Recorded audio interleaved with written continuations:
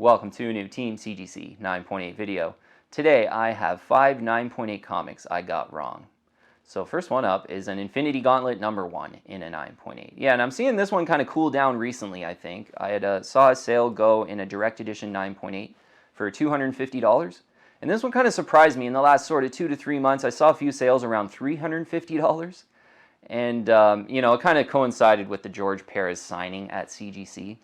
So I think it kind of makes sense that this one's cooling down just a little bit. But, how I got Infinity Gauntlet #1 wrong, I think I really focused on a Silver Surfer 44 in a 9.8 for the Infinity Gauntlet key issues. And that one's done really well too, but this Infinity Gauntlet #1 in 2019, I could have grabbed one for under $100 in a direct edition 9.8. So now after a bit of a cool down, they're about $250. They were just $350. So, this one's done really well over time as well. There's a 1,934 9.8s in a blue label. So that Silver Surfer 44 9.8 first appearance of the Infinity Gauntlet, there's like 300 of those, I think, in a 9.8. And the 9.8 ratio is lower, so it's a little bit tougher. So I do like that one in a 9.8 better, but the Infinity Gauntlet #1 works as well for an Infinity Gauntlet key issue for sure. 30.7% is the 9.8 ratio. And you know what? Now that it's cooled down, I think the timing's kind of right on an Infinity Gauntlet #1 in a 9.8, closer to 250, where, just a month or two ago, a lot were selling right around 350. So timing's pretty great on an Infinity Gauntlet #1 in a 9.8 if you're in the market for that one. Yeah, right around 250 is making a lot of sense, I think. Okay, next one here, one I do have, Teenage Mutant Ninja Turtles #101. Yeah, this was one I was kind of recommending when it first came out as having some cool first appearances, and first appearances are kind of on the cover. It's a Lita and Mona Lisa. Lita here, Mona Lisa here.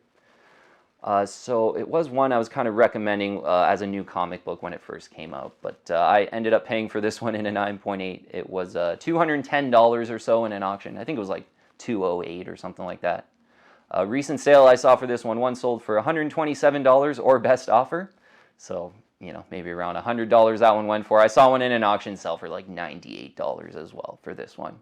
This has been in the past like sort of 3 to 6 months or so. So this one really cooled down, and we've talked about that recently. Like, it kind of makes sense. A new comic book day book. There's a lot of hype being generated. A lot of people talking about the new first appearances. So going to be pretty tough to get a deal in that kind of environment. You wait a year later, all the new comic book people are thinking about new comic books that are out now, and this one really, comic books about a year ago end up really cooling down, and that's what happened to this one. So just got the timing wrong on this one, I would say. 236 9.8s for this retailer incentive version, and 88.1% the 9.8 ratio. And you know what? If you're a big Turtles fan, and I think this is a bit of a speculation, I'd probably go for the Jennika key issues over this one. I think, is there going to be more room for more kind of Turtles to be like really iconic and popular? I'm not too sure.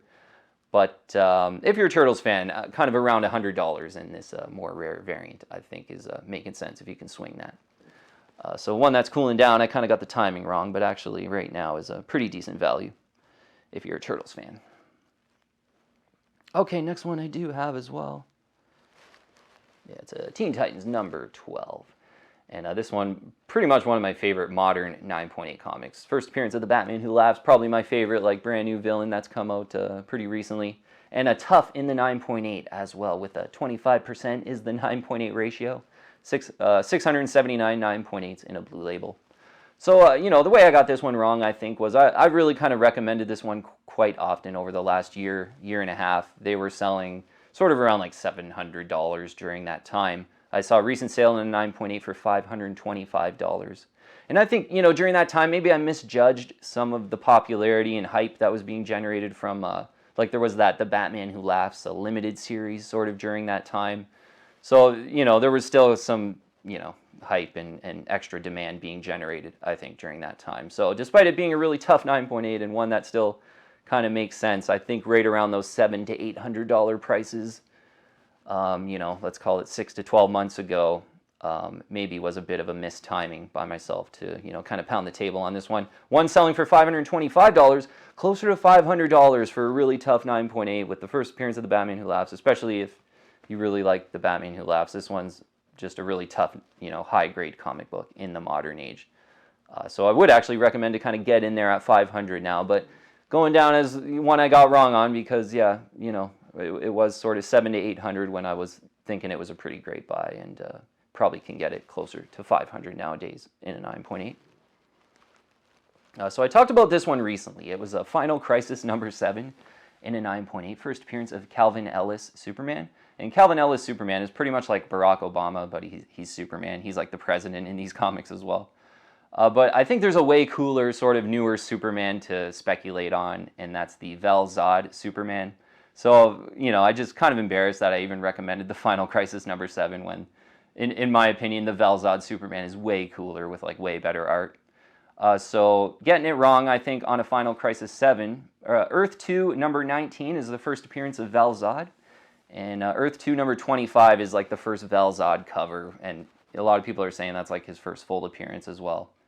I think both of those books are way better options than a Final Crisis number 7. So I think ended up getting it wrong on a Final Crisis number 7. The Vel-Zod books, though, on Earth 2 number 19, I think that one sells in a 9.8 right around sort of $500 to $600. There's one in Canada that's kind of reasonably priced right now, to be honest, and kind of watching that one. But Earth 225, I remember one selling for $399, $400, let's call it. Yeah, and I think another one that's kind of sold in that sort of $349 range, looking back a little bit. So I would absolutely prefer the Vel-Zod Superman books, and I think I got it wrong on a Final Crisis number 7. Yeah, not even really worth going over the prices on that one. I think that's a pass, and you want to focus on those Earth 2 books.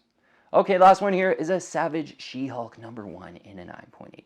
Yeah, this is one I'm coming around on as, you know, just with that big first appearance, origin and first appearance, and a great cover. It is a bit of a no-brainer, but not the toughest 9.8 for, like, pretty sure this one came out in 1980.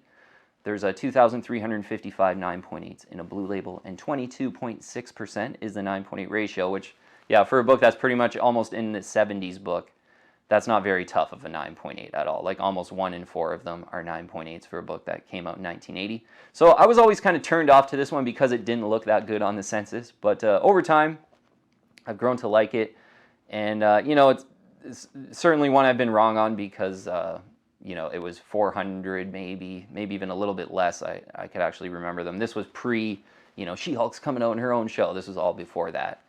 Then that happened. This one kind of went on a pretty great run, and you know, one I didn't really recommend before. So yeah, I've been pretty wrong on this one. But recently, yeah, again, with that big first appearance in Origin, I've grown to like it a little bit more. It's kind of cooling down just a tad. Saw one sell for $865 in a direct edition 9.8. This was one for quite a while. They were all about $1,000, and I know during the hot comic book market, I'm pretty sure they were even like 1,500 or so, and really used to seeing a few kind of selling in that 1,100 range in a direct edition. So to see 865 now could be like a decent timing on this one, leading into, like, it's really hard to get a deal on anything where like an MCU show is going to be coming out, but if you can swing closer to that 865 in a Savage She-Hulk number 1 in a 9.8, that's a pretty decent price from where they've been going recently. But yeah, definitely going down as one I got wrong on, one I was wrong on, just because I wasn't really recommending that one, and it ended up exploding, and the value's doing quite well over the last few years. All right, so yeah, just wanted to go through a couple 9.8s that were sticking out that kind of got the timing wrong, or, you know, just overpaid a little bit, or whatever it might have been. All right, team. Thanks so much for watching, though. I'll see you on the next one. If you're liking my videos, please subscribe and hit that bell, and I'll keep you updated on future content.